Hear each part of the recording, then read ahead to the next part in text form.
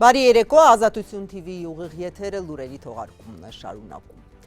Մոտ կես ժամ առաջ Երևան ժամանեց Միացյալ Նահանգների փոխնախագահ Ջեյդի Վենսը։ Նա Ամերիկայի առաջին փոխնախագահն է, որ նորանկախ պատմության մեջ երբևէ եկել է Հայաստան։ Վաղը նա Երևանից Բաքու կմեկնի։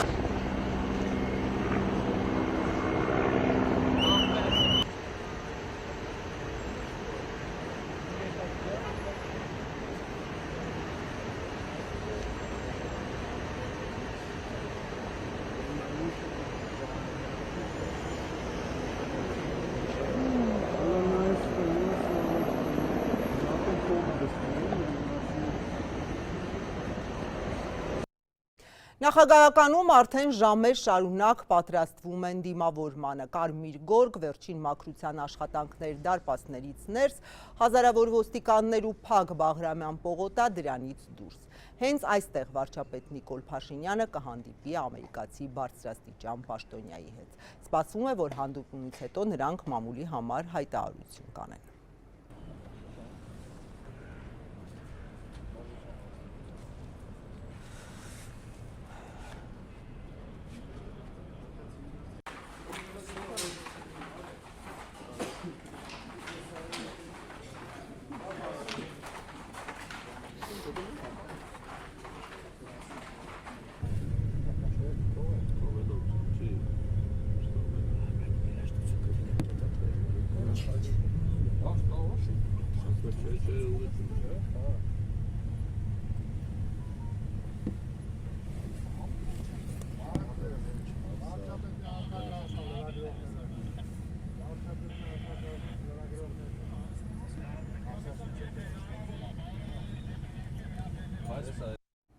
Մինչ այս պահը բացահայտված քննարկումների շրջանակը տնտեսական ուղղվածության է։ Անցած ամիս նախագահ Դոնալդ Թրամփը հայտարարել էր այցի նպատակը խաղաղության ջանքերը շարունակելն ու Սյունիքով Ադրբեջանը Նախիջևանին կապող թրիփը առաջ մղելն է։ Սպիտակ տան ղեկավարը նաև ազդարարել էր, որ Հայաստանի հետ խաղաղ միջուկային համագործակցության հիանալի համաձայնագիր կկնքեն։ Համաձայնագրի բովանդակությունը մինչ այս պահը երկու երկրները չեն գաղտնազերծել։ Նախագահ Թրամփը գրել էր նաև ամերիկյան արտադրության կիսահաղորդիչների գործարքի մասին։ Արտաքին գործերի նախարար Արարատ Միրզոյանը անցած շաբաթ տեղեկացրել է, որ դրանց մի մասը արդեն Հայաստան է հասել։ Հայաստանցի քաղաքագետների կարծիքով այցի հիմնական նպատակը քաղաքական է, թրիփի իրագործումը ուշադրության կենտրոնում է լինելու նաև օգտակար հանածոների ոլորտում համագործակցությունը։ Ամերիկացի վերլուծաբանները կանխատեսում են, որ փոխնախագահ Վենսը Հայաստանում ռուսական և իրանական ազդեցությունը թուլացնող գործարքներ առաջ կմղի։ Էկոնոմիկայի նախարար Գևորգ Պապոյանն էլ այսօր կոնկրետ թվերով է խոսել, բացի այդ ասել է կքննարկվի նաև Միացյալ Նահանգների վերջին որոշումը Իրանի հետ առևտուր անող երկրների նկատմամբ 25% մաքսատուրքեր սահմանելու վերաբերյալ։ 1 միլիարդ դոլարի ըստ էության հողի վրա ներդրումային ծրագրեր կան, որոնք որ շատ շոշափել են, մի մասը նույնիսկ ընթացքի մեջ են։ Սա աննախադեպ է Հայաստանի պատմության մեջ։ Նոր ներդրումային հնարավորություններ հնարավոր են, իհարկե, ցանկալի են շատ, կուզենք տեսնել, տեսնենք, բայց պարոն փոխնախագահը կգա, բանակցությունները բնականաբար կլինեն։ Պարոն Պապայան, երեկ Թրամփը ստորագրեց հրամանագիր, Միացյալ Նահանգները կարող է մաքսատուրքեր սահմանել բոլոր այն երկրների նկատմամբ, որոնք առևտուր կանեն Իրանի հետ։ Սա նախ ինչ խնդիրներ կստեղծի Հայաստանի հետ կապված, եւ արդյոք այս հարցն էլ կքննարկվի Վենսի այցի ընթացքում։ Դե միանշանակ քննարկվի, մոտավորապես 50 միլիոն դոլարի արտահանում ենք ունեցել նախորդ տարի Միացյալ Նահանգներ եւ բնականաբար այնտեղ ապրանքներ կան, որոնք որ էական չափով, այսինքն 10-ը եթե վերածվում է 25-ի, իրենց մրցունակությունը կորցնեն նման իրավիճակում, բայց նախ մենք ես գոնե մամուլից եմ դրա մասին տեղեկացել, այսինքն էկոնոմիկայի նախարարությունը պաշտոնական որևէ նամակ կամ հաղորդագրություն նոտա չի ստացել ոչ ամերիկյան կողմից, ոչ ԱԳՆ-ի միջոցով ամերիկյան կողմից, այսինքն դա մամուլի հրապարակում է։ Երկրորդը կտեսնենք իմպլեմենտացիան ոնց կլինի, նաև բնականաբար գործընկեր երկրների հետ քննարկումներ տեղի կունենան եւ հարցեր են, որոնք արդյոք եղել ամերիկյան կողմից, որ Իրանը մեզ համար շատ կարևոր երկիր է, հարևան երկիր եւ հարգելի գործընկերներ, այսօր Հայաստանում է գտնվում Ամերիկայի Միացյալ Նահանգների փոխնախագահը։ Դա նման այց չի լինում, էլի շատ հաճախ, դուք էլ գիտեք։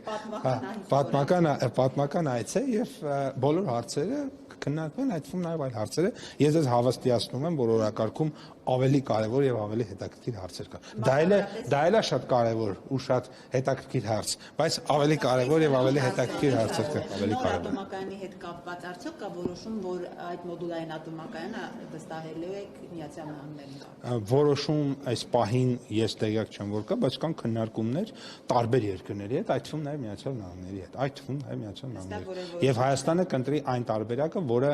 իր պետական շահերին ամենահամահունչն է լինելու։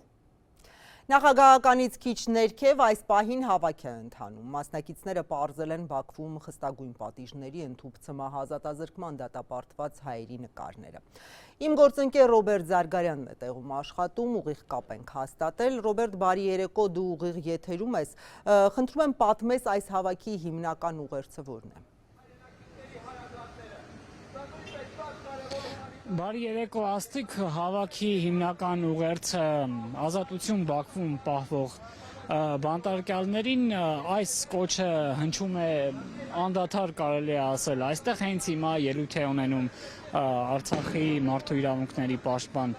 Գեղամ Ստեփանյանը, քիչ առաջ էլ ընթերցեցին Բաքվում պահվող բոլոր 19 անձանց անունները, հենց փոխնախագահը երբ հասավ արդեն նախագահական շարացյունով այդ բացականչությունները սկսվեցին, հենց հիմա էլ շարունակվում են, կարծում եմ, որ իմ ձայնին զուգահեռ կարող եք լսել։ Այստեղ նաև մեծաթիվ ոստիկանական ուժեր կան, այստեղից դեպի այն կողմ գնալ այս պահին հնարավոր չէ, բացի ոստիկանական ուժերը Վենսի այցի ժամանակ նաև ուղղաթիռ նկատեցինք տարածքում, թե ինչ նպատակով էր ուղղաթիռը անվտանգության, թե այլ չգիտեմ, թե ինչպես փոխնախագահ Վենսի շարացյունը հասավ նախագահական, առաջարկում եմ հիմա դիտել։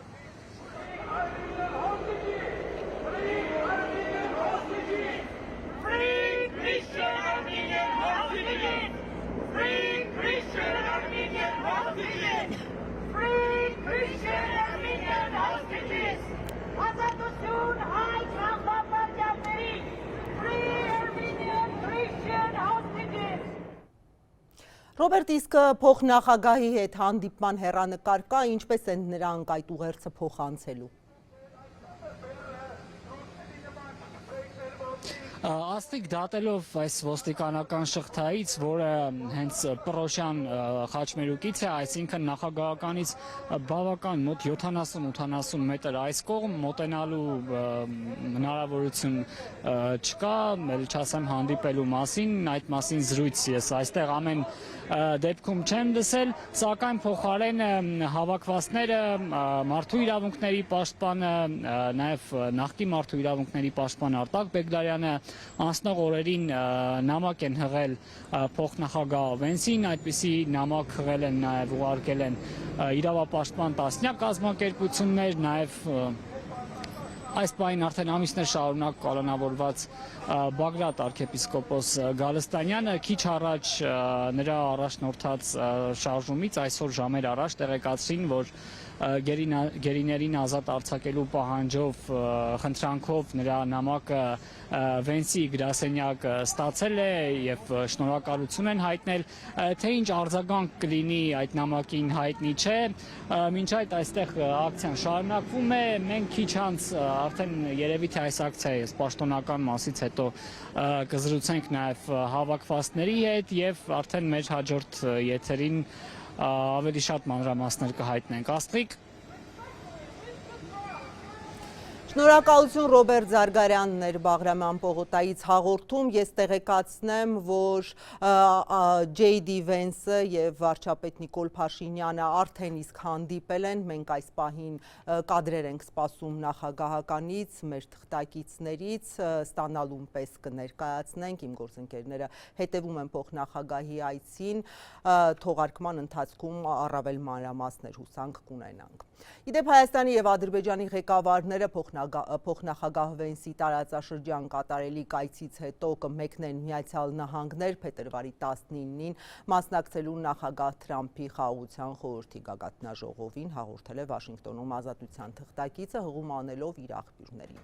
Ավելի վաղ ամերիկյան Axios պարբերականը հղում անելով ամերիկացի դիվանագետներին հաղորդել էր, թե այս գագաթնաժողովի ընթացքում Սպիտակ տունը մտադիր է քննարկել եւ միջոցներ ներգրավել Գազայում հրադադարի համաձայնագրի երկրորդ փուլի իրականացմանն աջակցելու եւ տարածաշրջանի վերականգնման համար։ Հիմա այլ թեմաների մասին Հայաստանի հետ սահմանին գտնվող Թուրքիայի Ալիջանի սահմանային անցակետի համար նախապատրաստական աշխատանքները մոտենում են ավարտին, հաղորդում են թուրքական լրատվամիջոցները։ Իգդիրի նահանգապետը անձամբ է ստուգել ընթացքը։ Կառուցվել են սահմանապահ եւ մաքսային գործառույթների համար նախատեսված շինություններ։ Մինչ այս պահը հստակ չի հաղորդվել, բայց հայաստանցի պաշտոնյաները հույս ունեն, որ առաջիկայում սահմանը մասնակի կբացվի։ Ենթադրվում է, որ խոսքը երրորդ երկրների եւ դիվանագիտական անձնագրեր ունեցող քաղաքացիների ելումուտի մասին է, մի պայմանավորվածություն, որ Թուրքիան 3 տարուց ավելի է չի կատարում։ Հայկական կողմից Մարգարայի անցակետը 2 տարի է պատրաստ է շահագործման։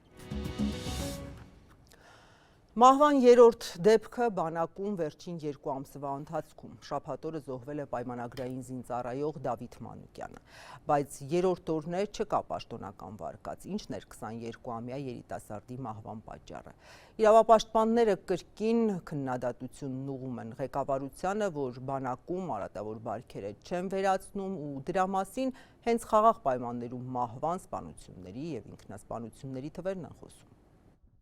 22-ամյա զինծառայող Դավիթ Մանուկյանը ինքնասպան է եղել, թե նրան սպանել են։ Շաբաթօրը քրեական գործ հարուցած իրավապահները դեռ չեն պատասխանում այս հարցին։ Քննչական կոմիտեից միայն փոխանցում են վարույթ են նախաձեռնել, թե ինչ հոդվածով դեռ չեն մանրամասնում։ Պայմանագրային զինծառայողը Բագրատաշեն գյուղից էր։ Վարչական ղեկավար Սարգիս Անտոնյանն Ազատությանը փոխանցեց. երիտասարդը պաշտպան հայրենյաց ծրագրով էր ծառայում։ Վերջերս էր ծառայությունից տուն եկել, պատմել, որ ամեն ինչ լավ է բանակում։ Պաշտպան հայրենյաց ծրագրով 5 տարով պայմանագիրը կապել էր, 3 տարուց ավել ինքը արդեն ծառայության մեջ էր։ Թն աշխատավարձով ինքը ատեստացիան անցել էր, բարձր աշխատավարձ էր ստանում։ Դավիթը իրենից փոքր քույր ունի։ Անտոնյանն ասում է, գյուղում բոլորն են տարակուսած։ Իրանց հրամանատարներն են բոլորն էլ ասել են, որ ինքը շատ լավ ծառայող, շատ լավ երեխա էր։ Տեղել են գյուղում իրան ճանաչում որպես խելոք, համեստ երեխա, հա։ Նորները ասենք նորմալ մարդիկ են, նորմալ իրանց համար ապրող տանիք են, ասենք աշխատող բան։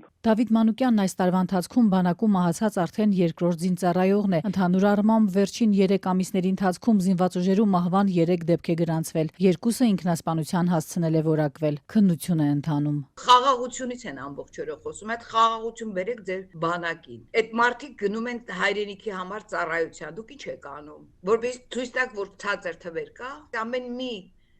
մահը մի կյանք է, մի ընտանիքի։ Ինչ է անում պաշտպանության նախարարը։ Որևէ ծնող, որևէ ընտանիք չի կարողանում հանդիպի նրա հետ ու հարցնի, թե ինչու եք սպանում իմ զավակին։ Արդեն 2 տասնամյակ բանակի հարցերով զբաղվող Ժաննա Ալեքսանյանը պնդում է, եթե անգամ զինվորն ինքն է իրեն կյանքից զրկում, միևնույն է, դա չի ազատում ղեկավարությանը պատասխանատվությունից։ Պատասխանատվությունը կրում է փակ համակարգի ղեկավարությունը, անձամբ նախարարը, թե ինչ պետք է լինեն, ինչ եք անում դուք, որ այդ ինքնասպանությունները նշանակում է կամ մթնոլորտ,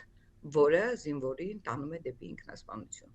Սա է ամբողջ հարցը։ Իրավապաշտպանի գնահատման բանակի ղեկավարությունը որևէ գործուն քայլ չի անում վերացնելու փակ համակարգում տիրող փողոցային բարքերը, դրա մասին խոսում են հենց մահվան դեպքերը։ Այդ խոսքերով չի, այդ գործերով է։ Եվ ոչինչ չի արվում բանակի ներսում այդ մթնոլորտը փոխելու համար։ Մինչդեռ ռազմական գերատեսչության պատասխանատուները գոհ են իրենց աշխատանքից։ Պաշտպանության նախարար Սուրեն Պապիկյանն էր վերջերս հայտարարել կարգապահության բարձրացման մասին, ընդգծել անցած տարի բանակում 6 մահվան դեպք է գրանցվել, որոնցից 2-ը ինքնասպանություն են որակվել, իսկ սպանության դեպք չի եղել։ Կարգապահության բարձրացման ուղղությամբ նույնպես էական աշխատանքներ են կատարվել այս տարիների ընթացքում եւ ես պիտի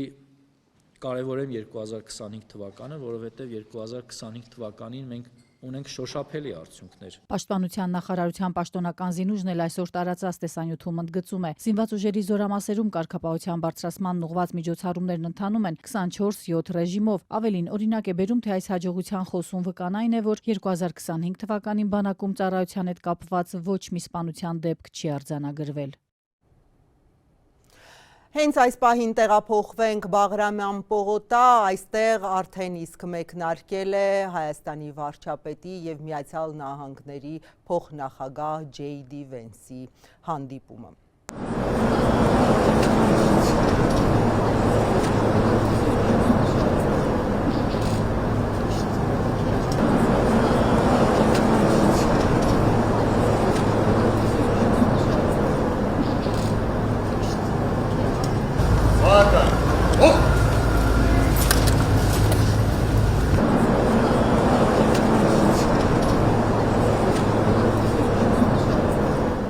Ես կրկին հիշեցնեմ, որ Միացյալ Նահանգների փոխնախագահը արդեն Բաղրամյան 26-ում է, որտեղ նրան դիմավորեց վարչապետ Նիկոլ Փաշինյանը։